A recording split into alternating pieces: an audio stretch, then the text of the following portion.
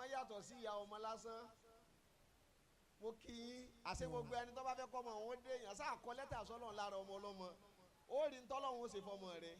àmọ́ gbogbo ẹni tó bá pọ̀ ọmọ ọlọ́mọ lẹ́kún ní kọ̀rọ̀ ọmọ rẹ̀ ó sunkún ta gbangba kọ́dà wọn ní rí rẹ̀ dákẹ́ Mọ̀lánà Sheikh Abdul-Yakin Mustapha wọ́n daṣọ bò wá ń kọ̀kọ̀ wọ́n tún daṣọ bò wá ní gbangba wọn àjà sunkúnjọ́ náà àṣàjọ ni wọ́n dá gbogbo wọn tó dájọ́ tó bínú kó number 1 gbèsè làwọn ọmọ rẹ̀ ọmọ san torí bí yẹn bá ti kó number 1 kọ̀ kájọ mọ́ gbèsè ló kù baba Sheikh Abdul-Yakin Mustapha wọn wá kó number 1 àjọ yìí wá pọ̀ alhamdulillah baba wa khalifa náà wá dúró àwọn náà tún wá ń dákalẹ̀ akiwọ Ọlọ́run Allahu akbar àwọn kan ní ẹ máa sọ fọ́lọ́run wípé kò jẹ́ mọ́ ṣe bẹ́ẹ̀ a lè sọ torí òun lọ ṣàdéhùn Ọlọ́run ẹ sì ṣàdéhùn kọ́ yàdéhùn láàyò díhùn ajíràlì mùsùlùmí náà ló wí àwọn kan bẹ nígbà wọn ti lọ tán mo gbọ́ lẹ́nu Sheikh Nuruddin Allahu hayatahu wọ́n ní kú méjì ní bẹ àwọn kan gbé kú mi àwọn kan tọ́ kú wò ẹni ó bá gbé kú mi wọ́n ń ṣẹ́kù mọ́ àwọn tó bá tọ́ kú wò ni wọ́n máa ń ṣẹ́kù torí kullu nafsin dha'iqatul maut àti ọ̀dọ̀ Ọlọ́run kí Ànábì wa Muhammad sallallahu alayhi wa sallam ẹ sì bá yan ọmọ rẹ̀ dáadáa èyí tá à ń ṣe yìí ń bí àwọn kan nínú wọn láti sọjọ́ bí Ànábì ó ti kọjá náà kò kọjá o ẹni tó lè sọ fún wa kọjọ́ bí Ànábì kọjá lẹ́ni tó ráyè sọ fọlọ́run kọ́ ló ń dá sàlátù dúró bọ́lá bá ti lè dá sàlátù dúró mòlúdì náà dúró Ọlọ́run ò sì sọ fún wa pé bàbá yìí ló wọ́n dá dúró àṣẹ gbogbo ẹni ó dé èèyàn láyé ara Ànábì lè yàn gbà dé èèyàn sallallahu alayhi wa sallam Ọlọ́run ni ẹ mọ wọlé tọ̀ mí ìṣe wọlé tọ̀ Ànábì ni ẹ sún mọ́ lóbi sọ bá Ànábì pé sọ fún wọn pé kul in kuntum tuhibbuna Allah fattabi'uni yuhbibkumullah Ọlọ́run ò sí ọ̀rọ̀ sọ́rí nínú àdísùlù kùdìsí wọ́n ní téèyàn bá súnmọ́ Ọlọ́run tó súnmọ́ Ọlọ́run pẹ̀lú nàwáfìl etí rẹ̀ ó de ti Ọlọ́run ojú rẹ̀ ó dojú Ọlọ́run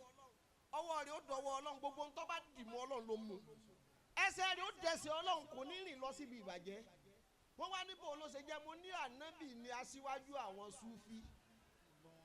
nígbà tá Ànábì náà ṣe lójú ẹ̀ Ọlọ́run wá ní qad sami'a Allahu qawla allati tujadiluka fi zawjiha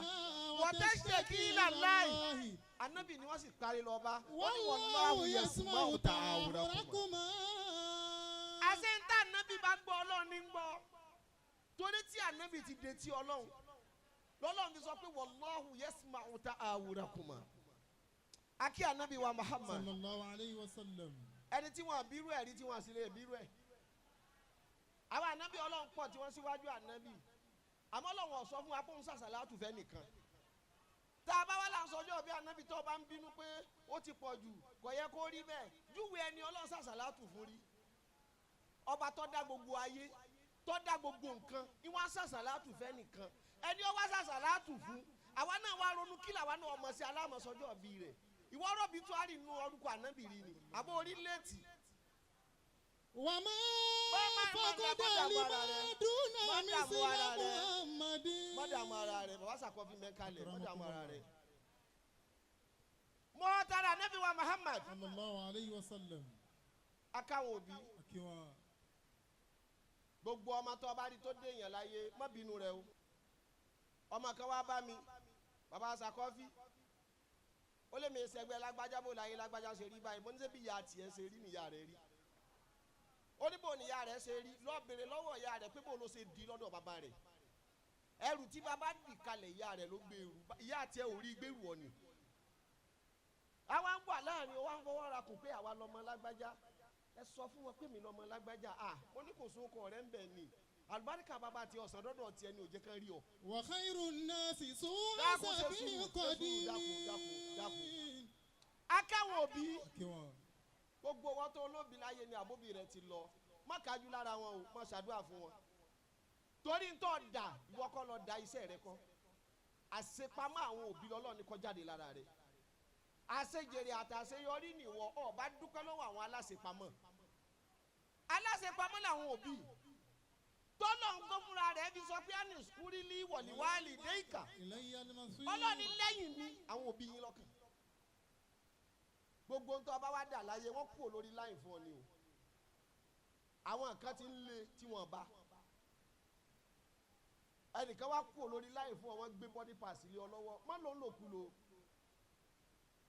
iṣẹ́ oníṣẹ́ ló gbé dání iṣẹ́ àwọn kan lọ yọ lára tiẹ̀ táyé fi ń pè ọ́ ká tó lè sọ pé wọ́n náà da lára odijọ́ tọmọ rẹ bá dé yàn.